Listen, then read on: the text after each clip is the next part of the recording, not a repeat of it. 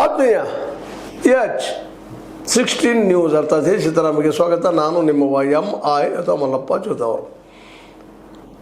ಈಗ ಮತ್ತೊಮ್ಮೆ EVM ಮತ್ತು ಮತಪತ್ರ ಸಲುವಾಗಿ ಅದರ ಬ್ಯಾಲೆಟ್ ಪೇಪರ್ ಸಲುವಾಗಿ ಮತ್ತೊಂದು ಚರ್ಚೆ ಸ್ಟಾರ್ಟ್ ಆಗ್ಯದ.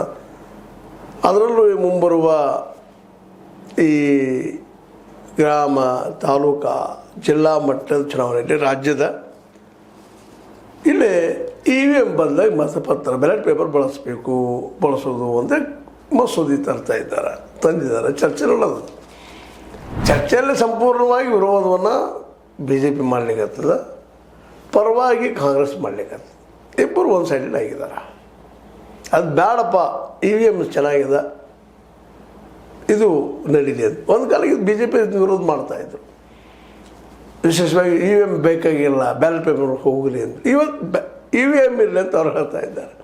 ಇದೊಂದು ಏನಪ್ಪ ಅಂದ್ರೆ ಕಾಂಟ್ರಡಿಕ್ಷನ್. ಅಧಿಕಾರದ ಇದ್ದಾಗ ಒಂದು ಇಲ್ಲದಾಗ ಒಂದು. ಇವತ್ತು ಗೆಲ್ತಾ ಇದ್ದಾರೆ ಎಲ್ಲ ಕಡೆ BJPಗರು. ಅದಕ್ಕಾಗಿ ಅವರು ಇಲ್ಲಪ್ಪ EVM ಸರಿ ಅಂತ ಹೇಳ್ತಾರೆ. ಇವತ್ತು ಕಾಂಗ್ರೆಸ್ಸಿಗರು ಇನ್ನುಳಿದವರು ವಿರೋಧ ಪಕ್ಷ ಸೋಲ್ತಾ ಇದ್ದಾರೆ, EVM ಸರಿ ಇಲ್ಲಪ್ಪ ಅಂತೇಳಿ. ಇದರಲ್ಲಿ ಯಾರು ಸತ್ಯವಂತರು ಯಾರು ಸುಳ್ಳುವಂತರು? ಯಾಕಂದರೆ ಗೆದ್ದಾಗ ಸರಿ, ಸೋತಾಗ ತಪ್ಪಂದ್ರೆ ಇದು ತಪ್ಪಲ್ವಾ? ಹಾಗಾದ್ರೆ ಪರಿಹಾರ ಏನು ಅಂತ ನೋಡ್ರಿ. ಎರಡೂ ದೋಷಗಳಿದ್ದಾವೆ ಇವ್ರು ಹೇಳೋ ಪ್ರಕಾರ. ಮತ್ತೇಂದ್ರೆ ಹಿಂದೆ ಆಗಿಲ್ಲ, ರಿಗ್ಗಿಂಗ್ ಆಗಿದ್ದು. ರಿಗ್ಗಿಂಗ್ ಕೆಲವೊಂದು ಬ್ಯಾಲೆಟ್ ಪೇಪರ್ ಡಬ್ಬಿ ಖಾಲಿ ಇದ್ದು ಮತ್ತು ಬೇರೆ ಮತಪತ್ರಗಳು ಹಾಕೊಂಡು ಮಾಡಿದಂಥ ಗೆದ್ದಂಥ ಅದರಲ್ಲೂ ಸಾಕಷ್ಟು ಇದ್ದು. ಅದು ಆರೋಪ ಮಾಡ್ತಾಯಿದ್ದಾರೆ ವಿರೋಧ ಪಕ್ಷದವ್ರು. ಬ್ಯಾಲೆಟ್ ಪೇಪರ್ ತೆಗೆದು ಹಾಕಿರಿ